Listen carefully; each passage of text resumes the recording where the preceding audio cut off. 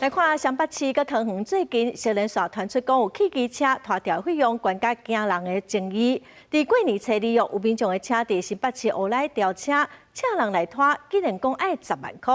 伫初六桃园有民众要拖乌多摆，嘛爱5万块。台北市长蒋万安是批评讲，这哪会抢劫，要求得爱查办。新北市的交通局嘛表示讲，已经有甲5岛的交通局各发这局的小保官来讨论管理的机制，会来保障消费者的权益。未来会以定型化的契约来规范，袂互业者乌白化价。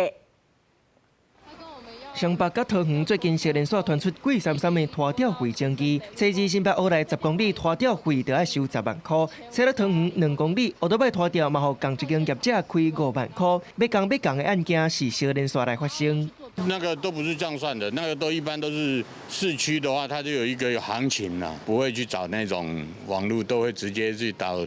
蛇息的保养厂的，这个很不合理啊！你怎么拖车要10万？开玩笑，对啊，那个诈骗集团的。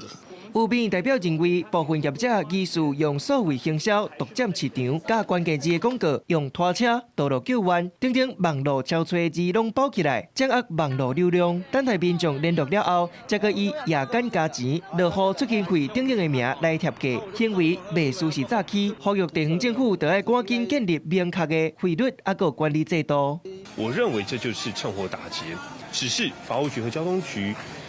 以最短的时间研拟相关的作业指引，在辖管的道路救援拖吊业者必须清楚揭露相关收费的内容。新北市交通局已经跟5都直辖市交通局和法制局消法官共同研商各地管理机制，我们后续也会完整收集各方意见，纳入定型化契约规范。新北市交通局指出，因为常常有下高速公路甲快速道路，还佫有下县市拖吊行为，所以会甲中央建议订统一定型化契约标准。台北市消保官嘛提醒讲，民众若是拄着业者乌白化价，卖当拒绝交易，若感觉起哄诈欺，卖当主张契约无成立。提醒消费者于车辆拖吊前，应详细询问业者费用计算方式，并妥善保存业者报价或对话记录等资讯。倘若发生消费争议，可向各县市政府提起申诉。消保官建议，消费者伫咧交易进前，都要甲业者的名、收费项目、算钱标准等等的资讯拢看好清楚，